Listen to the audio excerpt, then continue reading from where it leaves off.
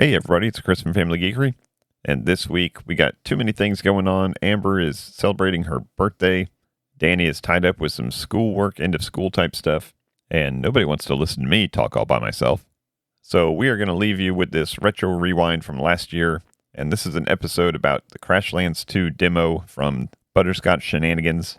And we thought it'd be fitting to put this one in here right now because they have just launched their game a couple weeks ago.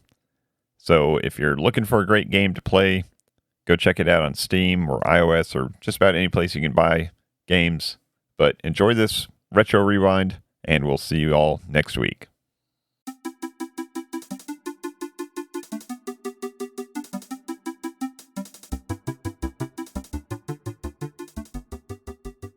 Welcome to the Family Geekery Podcast, a podcast for geeks from a family of geeks. We talk about comics, video games, and whatever else we deem geeky. I'm Danny. I'm Amber. And I'm Chris.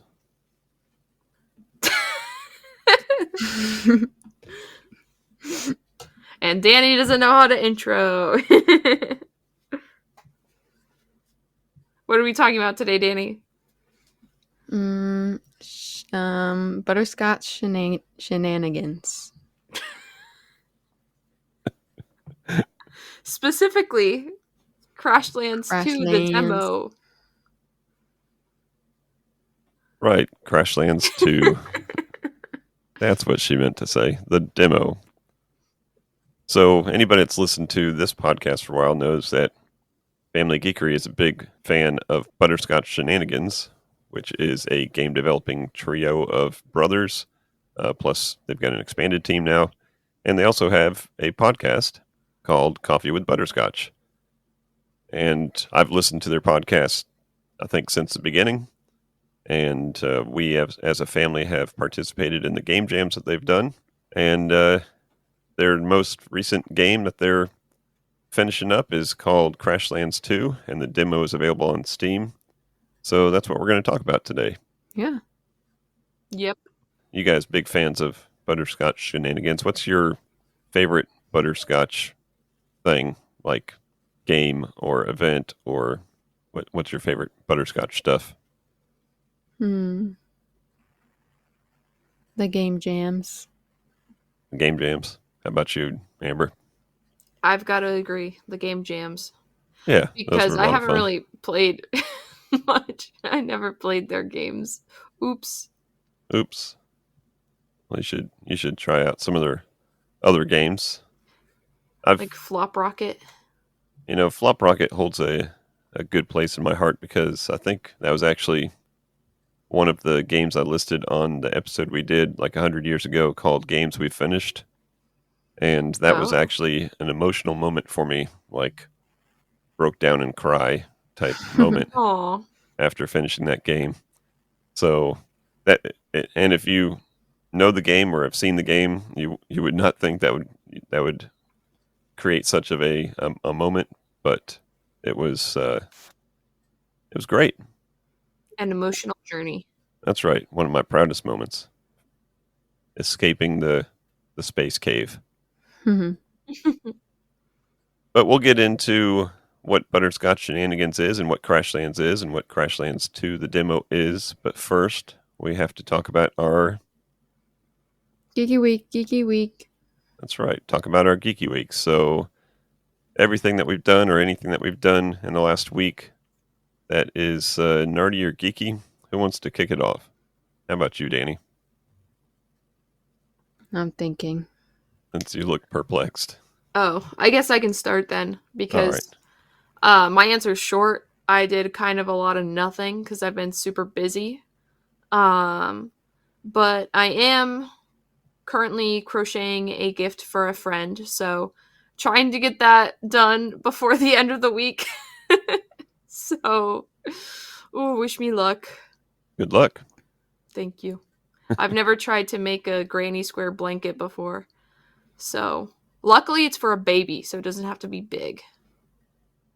How many squares in are you? I'm almost done with my squares. I just have to add the last finishing details to 6 of them, but then I have to block them all, meaning I have to make them more square so Oh, I can sew them together better. nice. Yeah. Crafting with Amber. Yep.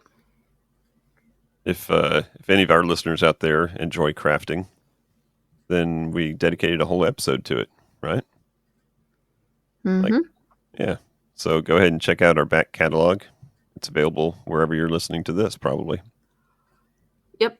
That's how podcasts work. Yep. We don't have those old episodes behind a paywall like some people. Or an entire second channel just for money. Well, that's what you think.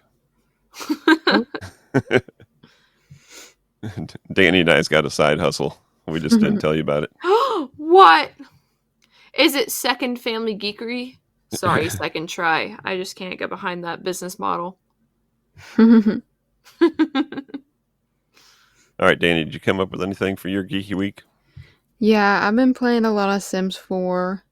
Yeah. Back You're into welcome. the custom content downloading addiction. Do you want my finished world? Finished world? Yeah.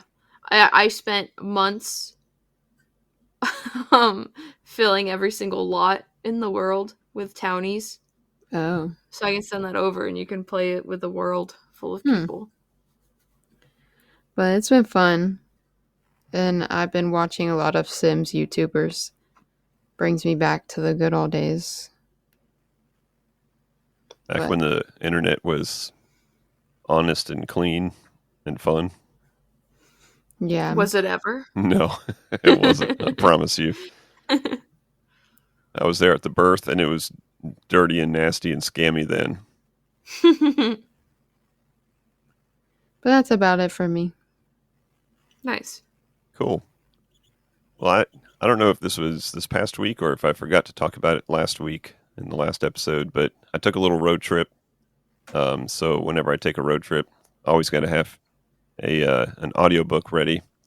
So this one I listened to an audiobook that I've been waiting to listen to, and it is called Empire of Imagination by Michael Whitwer, and it is subtitled Gary Gygax and the Birth of Dungeons and Dragons. Oh. Yeah. Oh. Nice. So that little history of Dungeons and Dragons that Amber and I went to in the last GalaxyCon, it was that, but times about 20. Wow. It was very in-depth. This story should be a documentary. I don't know why it's not. I'm pretty sure it will be eventually. Oh, the fall of Hasbro is probably what it would be called. How Hasbro screwed up everything. Well, it was well before that. Well, still. Yeah, there was some shenanigans, not to infringe on any developers that may be listening. But yeah, it was. I mean, it's an epic business story, much like the Apple story. I mean, almost parallel to it. Guy is it starts as good company. As the Pop-Tart story? Which one? The Pop-Tart story. It is hopefully a lot more realistic than the Pop-Tart story. But yeah, Gary Gygax, put his heart and soul into it, and it's just a great story. It's sad, it's exciting. Anybody that's ever done anything in the creative realm, would appreciate how much work he put into everything he did. The guy was just an absolute hustler when it came to making the game and the rules and all that stuff. So great read. Makes me want to pick up some Dungeons and Dragons and play again. Oh, definitely. But I definitely recommend that for anybody that wants to learn about the history of Dungeons and Dragons. Cool. Yep. Sounds interesting. It gets into the Wizard of the Coast years, and then the Flash Gordon years, which you may or may not remember from the little history that we listened to. The person that ended up being the CEO, like her family owned the rights to the Flash lady Gordon. who kind of messed stuff up. Yeah. Yeah. So she was trying to integrate in Flash Gordon into this thriving role-playing game world. But yeah, good stuff. I also watched Dune. So not the original one, but the most recent Dune. The one that everybody actually watched. The one that everybody knows with what's the dude's name? Timothy Chalamet. Chalamet, yep. I thought it was good. A little confusing, but I didn't realize as I was watching it. I knew that there was a Dune Part 2, but I didn't realize that this was just half of the story. I think there's going to be a Part 3, right? Possibly. Who knows? Oh. That's how much I've been keeping up with it. But I thought the newest one that came out was just Dune 2. So I thought this was going to be a complete story, and it kind of drops off right in the middle. Well, yeah, they kind of like whisper Zendaya's name, and then it's like, bye-bye. Bye-bye. But the acting is good. The special effects are good. So I'm going to have to check out Dune Part 2 because I think that's on Max now. Yeah, it's on Max now. Yeah, good stuff. And then I've been playing more Hades. I'm happy to announce that I've made it past Megara at least a couple times. Nice. Have you made it out of the first, like, world yet? Because there's, like... So Tartarus is the first world, and that's what Megara is kind of keeping you in. Okay. So I've made it past her, which is always fun because when you defeat her, she ends up in the House of Hades because you just killed her. So she's hanging out there, and then you have your little conversations with her. But having a lot of fun with that game. I think I'm 24 or so runs in. Okay. So a lot of grinding. I'm slowly getting better at stuff. Learned that the shield can actually act as a shield and not just a weapon. That was an important thing to learn. Oh my gosh. And that certainly helped me defeat. I think all the times that I've defeated Megara so far has been with the shield. Which is your favorite weapon so far? Is that one? So the most recent time that I defeated her, I had the shield. And I had one of the spells on it or whatever, the upgrades on it was to hit 4 people instead of 2. Wow. And then also to inflict something. And I don't know what that something was. It wasn't weakness. It might have been doom. Whatever it is, it hits the person, and then like a second after it hits it, they get 100 points of damage. Ah. So I'm hitting 4 people. They're all dying a second later. And and that really helped out when you can run away from Megara, hit one of her cronies, and then it bounces off of her, and then she gets the 100 points of damage. And all you got to do is just run away from her and just keep on slinging that thing out there. So that's that worked out. The most fun part of the game is like stacking your dash or whatever so that your dash does damage or, immunity or whatever. So it's just like, okay, I can just run and kill everybody in my way. Yep. But so far I've never gotten to a part that it seemed like I was overpowered. So powerful, but not overpowered. So it's a pretty good balance to the game. Yeah. But yeah, still having fun with that. I wish I had it on the Steam Deck. I'm still playing it on that PlayStation Portal, which is a wireless device. So it's streaming off my PlayStation 5, and every now and then it lags, and that's not good on a game like that. No, very punishing. Very punishing. But yeah, I think that's it for Geeky Weeks. So let's go ahead and jump into our topic, which is Crashlands 2. Currently available, and I don't know for how long, because I know from the podcast that they said that they were going to open up the demo, but they said that doesn't mean we have to keep the demo open. They can make it disappear at any point. Oh. So if you're listening in the future and you haven't got a chance to play it, then likely sucks to suck. You can just go ahead and buy it. So go ahead and just do that. Support these dudes. These dudes are awesome. They put out an amazing product for, like I said, mainly a team of 3. Now they've got other people besides 3 brothers that help out with the studio. But still, for an indie studio, they are putting out amazing products.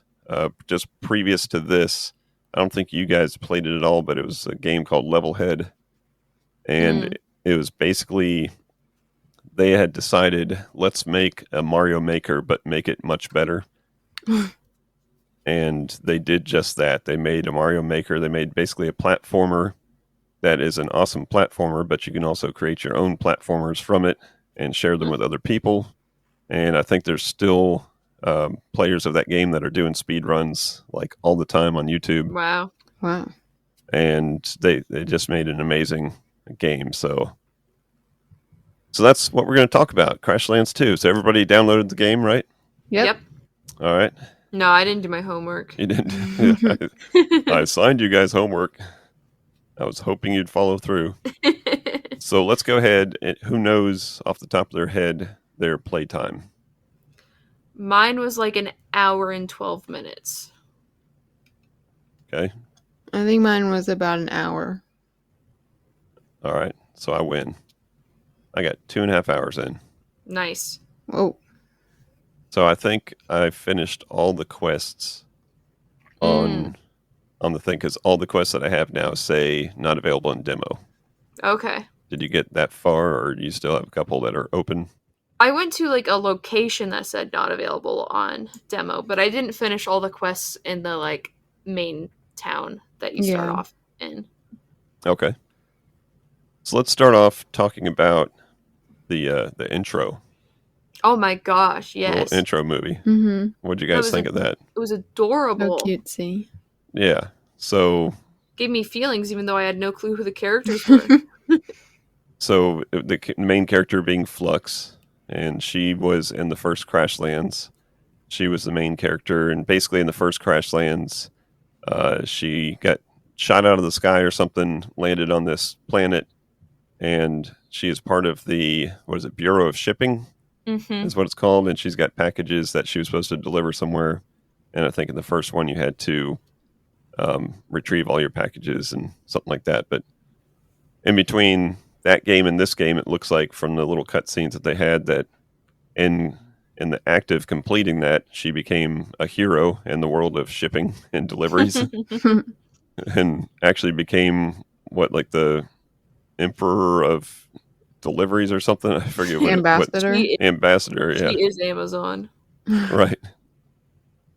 So she's climbed to fame and looks like she's getting ready to retire from that or step out of that role, and she gets kind of almost shot out of the sky over the same planet again.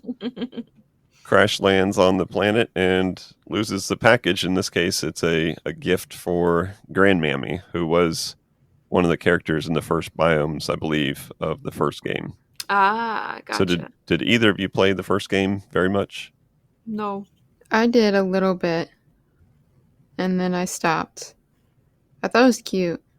I was impressed with, like, because I'm sure they had a lot, like, was it just the three of them for the first game? Yeah. In the first game, they did some mobile games before that, so like Flop Rocket and Quadrupus Rampage and a couple other ones. And I think Crashlands was their first, like, major release that was on consoles and PC and eventually Switch and iOS and eventually got everywhere in lots of languages and all that good stuff. Yeah. So that was their first, like, big production. So yeah, it was fun to play just to, like, see how impressive it was for just the three of them.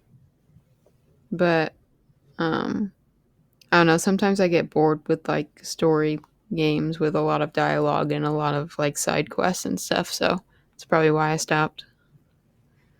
Yeah, that game was stacked full of side quests.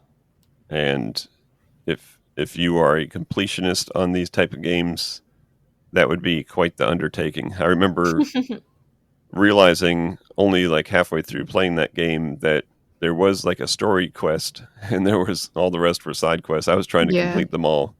And then after a while, I was like, maybe if I just see where the story goes and keep going in that direction. And then I started progressing more through the game. But so good stuff. It looks like this is going to be very similar in that sense, much more polished. But yeah, the cutscene, the little intro movie was great. They've got great sound design because they have the same guy that edits their podcast does, I think, kind of their sound design and music, and his name's Fat Bard. And I think he's local to where they live. They're cool. in St. Louis, so I think they've employed him as a local guy, which I think is very cool. And great sound design, great intro, and it set the story for what's going to be, I think, a pretty cool epic game. Yeah, definitely. So you crash land on there, and if you've played the first one, you kind of know what to expect. You're going to walk around, you're going to smack some plants, you're going to collect some stuff, and you're going to craft some stuff with that. So there is some crafting to it. There is some, little combat, if you will, to it. And then a lot of quests and a lot of story. And like Danny said, if you are not the type that wants to read a lot of story, then you could click through it and just read the quest in your quest log. Yeah. But the story I enjoy. It's cute. Mm-hmm. Yeah. And the writing is good. There's some hidden comedy in there. There was even a Monty Python quote in there that you guys probably didn't see, but it kind of caught me by surprise, because I think the Shenanigans boys are a little bit younger than me, but they must have at some point ingested some good old British humor of Monty Python. So that was That's fun. Cool. But yeah, they have all the different characters that you run into have their unique personalities, including Juicebox, who is your sidekick. Yeah. Mm-hmm. Juicebox is constantly keeping Flux in her place and correcting her whenever possible. So that's a fun little dynamic. So talk me through. Let's talk about your first death.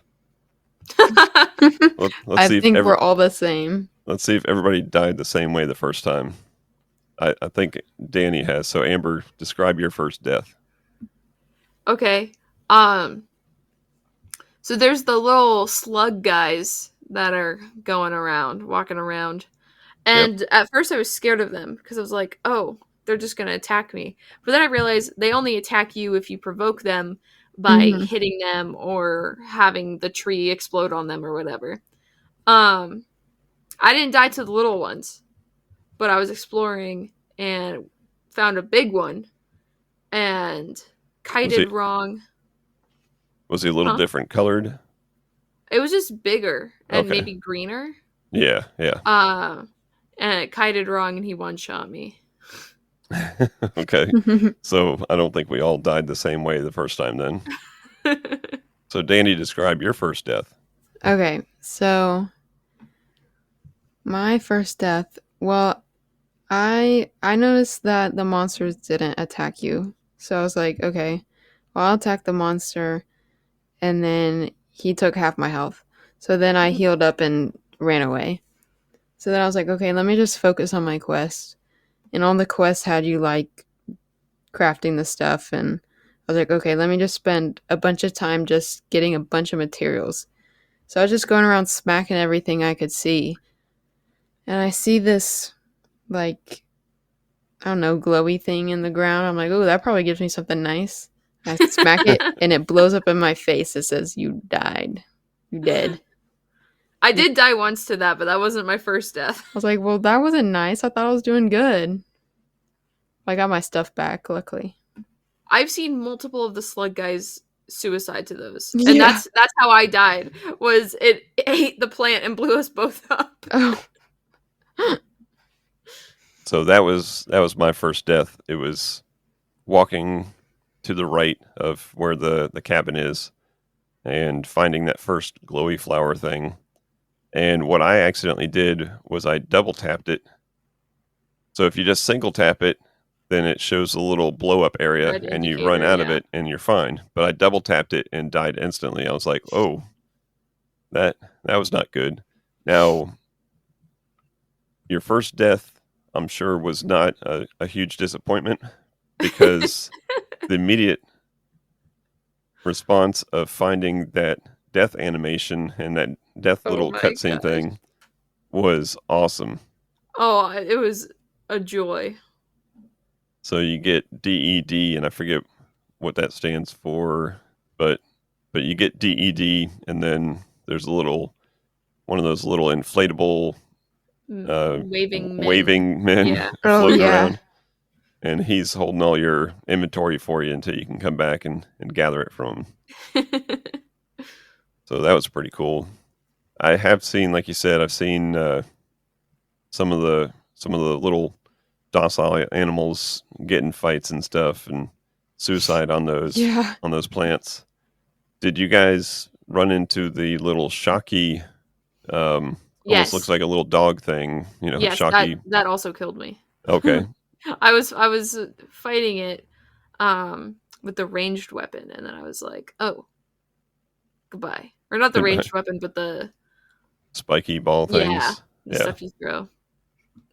Yeah, I saw him, and he was trapped behind some of those like green, like grass things, the tall grass that you have to chop down. And I chopped down the stuff, and he didn't aggro on me, but he wandered into the area where all those little slug things were, and he just took them all out. Oh my god! What? He just went from one to another and just took them all out. And then I just went and collected up all the eyeballs and guts and stuff. Wow. So that was a pretty easy gather. Did you end up killing him? I did. Yeah, you have to learn their each individual animal has a different attack type style or a combination of attack styles in that case. And I wasn't using a controller. I think controller support will be there. I couldn't get it to work. So I was using the ASDW or WASD, which I never use because I'm left-handed and never ever wanted to use that. Well, can't you program it to arrow keys? I didn't see that might not be available yet in the demo. I couldn't get those to change, but anyways, I was able to get some of the combat down without dying too often. Nice. Well, one of the hard parts was collecting the materials, and then if like one of the trees, you broke one of the trees and one of the monsters was next to it, it would get hurt by the tree falling or whatever. And then but then you just kill it. Yeah, but they're pretty slow, so I'll just run away. Yeah. I found out that the pan stuns them. Right, yeah. I was just like, oh, well, I wonder what this does. I was like, oh, cool. It told you right when you got it that it would. Oh, did it? Yeah. But again, switching, because the pan, I think, defaulted to like 1 or 2 on the keyboard, and then you had to hit Q to get your weapon. Yeah. Oh, you can just scroll. That's what I did. Scroll with the mouse wheel? Yeah. Yeah. Oh, I didn't figure that part out. Again, Minecraft. You gotta play more PC. Yeah. Yeah. Yeah, that was using the WASD and then the Q and E. I was constantly changing equipment by accident. Q is to pull up your weapon, and E is to pull up the brush cutter thingy. Oh, and then B was like build. Yeah. Yeah. B was easy. B was easy because it's not near anything. I like building. I like crafting. Man, if only there was a game for that. Yeah. Yeah, so cute little animals you got to deal with, and fun little quest. Now, what's interesting about this game? The first Crashlands was procedurally generated, which means as you're walking around, the world is built for you. So the world isn't pre-built at all. It's completely random for everybody that plays it. As opposed to this game, they made the decision to actually make a world map. So when I say I walked right from the cabin, or east, if you will. Yeah, it's the same for everyone. Yeah, so you probably walked east through a little clearing, and then east kept on going more to get to the town. Yeah. Mm-hmm. So I like that because you can actually talk to people about, like, hey, I found this, south of so-and-so's cabin, or, so that's kind of neat that way. Speaking of finding stuff, did you guys find the the juice gem. Yes. Had to build some little bridges for it. Yeah. Oh yeah. Got the juice gem. I got retrieved one of the packages. Yeah. Mm-hmm. And that spawned off another quest to go talk to somebody in the town about the weird pipes. And I'm looking forward to seeing what the story is on how these pipes are there and how there's already some Bureau of Shipping packages and crates on that land. There's going to be a good backstory, I'm sure. Yeah, like in the intro video thing, it seemed like there was like a sus corporate building on the planet. Mm. It reminded me of Don't Starve, with like the sticks everywhere, and like discovering more of the map and stuff. That's what it reminded me of. That's that isometric gaming. Yeah, survival crafting type game. Which I think, if I remember, they had in the early days of Crashlands, they had a lot of people compare them to Don't Starve. Not just because of the gameplay, but because of the art style also. And even though the art style isn't the same, I think it's just the fact that they came up with a unique art style that when you see it, you're like, yep, that's Butterscotch Shenanigans. And that's kind of similar to when you see Don't Starve. Yeah. You immediately think that. Which Cult of the Lamb kind of made me think of Don't Starve. That's not the same developer, was it? No, I don't think it's the same developer. Okay. But both of those games do have like the darker aesthetics and stuff. But this game's like more cheerful, I guess. Very More colorful, bright. yeah. Yeah. Yeah. And no darn hunger and sanity that's constantly dropping on you. Oh my gosh, yeah. I don't know if there was a scalable difficulty on those Don't Starve games, but I never lasted like 1 or 2 nights. Even when you have someone playing with you and you come up with a great plan, like, okay, I'm going to go get the food, and you go try to find some more stuff to get our technology up, and then you just end up dying anyways. Yep. That's how that works. It should be called Don't Die. But yeah, cute game, great graphics, great sound, cool story. What was your favorite quest line so far? I didn't start farming yet, but I did build the farm. Okay. So I think I'm going to enjoy farming in the game. You didn't plant your butter something seeds? Not yet, because I had to go talk to the person in the town, and I didn't feel like... to get the seeds, right. Yeah. Didn't feel like making the trek to the teleporter. All the way over there. All the way...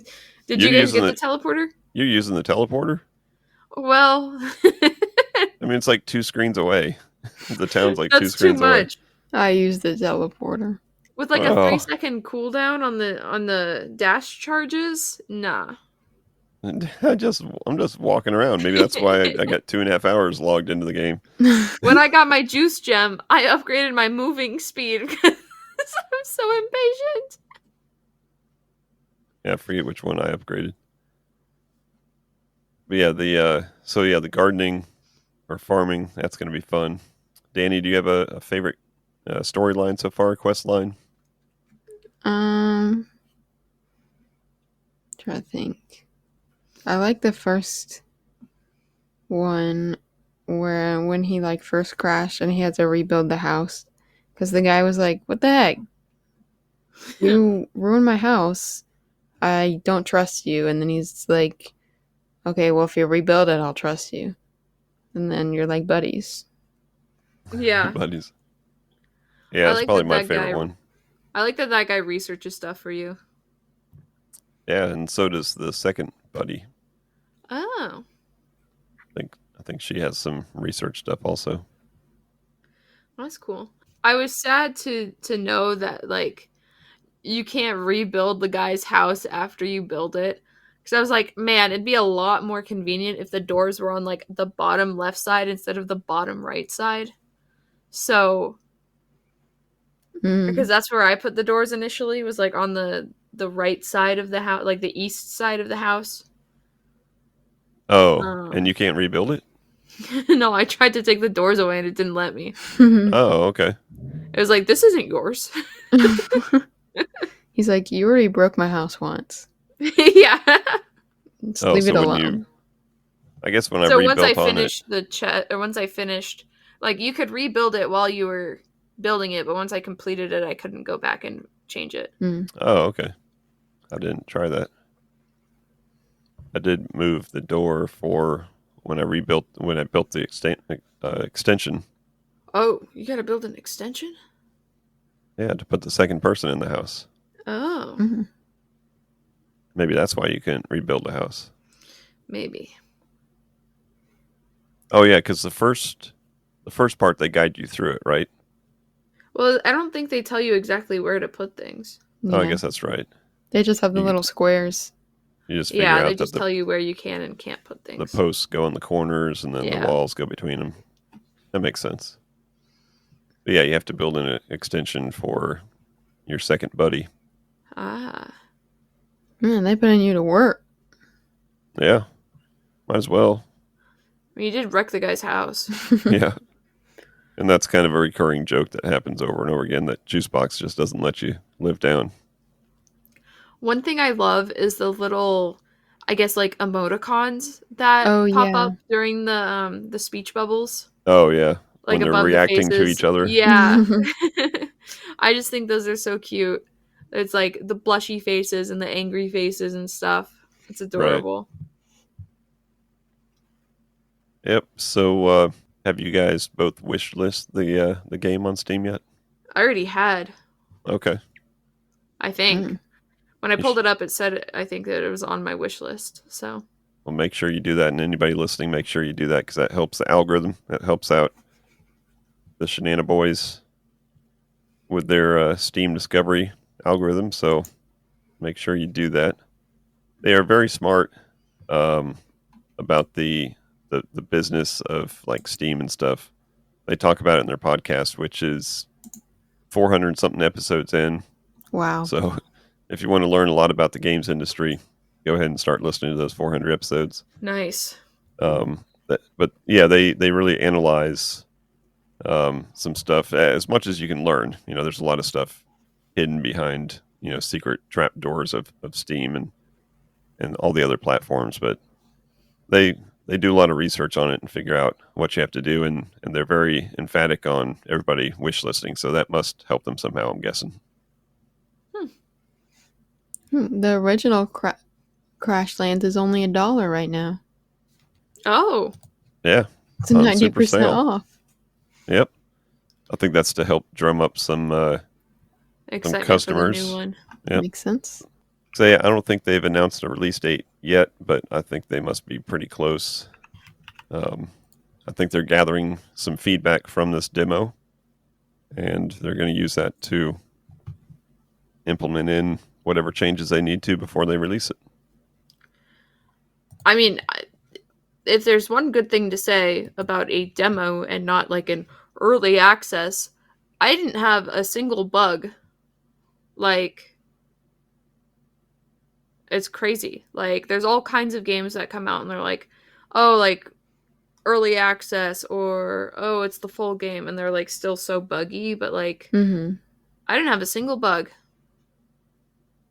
I found something, and I'll be interested to, I haven't listened to their two most recent episodes, where I think they go through some of their feedback from the game.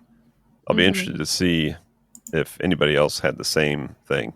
And it was something very subtle. It wasn't game breaking. It wasn't a crash or anything. It's just some ability of mine disappeared, and I had to wait a while before it came back. Oh. What ability? Like your dash? No. The like invisibility thing? No. Not ability as in something that you're, gameplay triggering. Just some... I forget exactly what it was, but it disappeared for a little bit, and I forget if I had to exit out and come back in, and then it worked again, but it was very subtle. I wouldn't have noticed it probably if I didn't notice it. I guess that doesn't make any sense at all. But yeah, any other thoughts on this game? We just did a quick little playthrough of the demo, and wanted to get that out onto this podcast episode. I'm excited for the full thing. Yeah. It's been a while since I've played like a single player game on my computer, but I'll probably get this one and play it out. Yeah. I Cool. got an unused Steam gift card right now. Whoa. Nice. Nice. You can always gift somebody something. You gifted it to me Oh. That That's sounds from, awfully like- nice to me. 2 years ago. Better make sure that thing works. It's like it's in my account. Oh, your Steam Oh. balance. Nice. Cool. Well, then you're on your way to owning a new game then. Yep. Well, cool. Well, I guess that's going to wrap it up. We are excited to play the full game. I'm always excited for anything that comes out from Butterscotch Shenanigans for all the reasons that we talked about at the beginning of the episode. Mm-hmm. They're just cool dudes. They do good work, and I will support them however I can. Nice. And they should collab with us. Oh, that'd be sick. Absolutely. Guys, if you want to do a Butterscotch Shenanigans / Family Geekery crossover, We Just- would be very happy. hit us up. Slide into our DMs, whatever the hell that means. Okay. Did I use that right? Yeah. Sure. Sure. All right. Well, that's going to wrap on that note. That's going to wrap up this episode. We thank you as always for listening. Go ahead and check out our socials. Check out the YouTube channel. See what's going on there. We've got all kinds of shenanigans always going on there. And until next time, Peace out. Peace out. and geek out. geek out. Out. Thank you for listening to the Family Geekery podcast. For more information, visit www.familygeekery.com. Don't forget to subscribe at your favorite podcast provider. And until next time, peace out and geek out.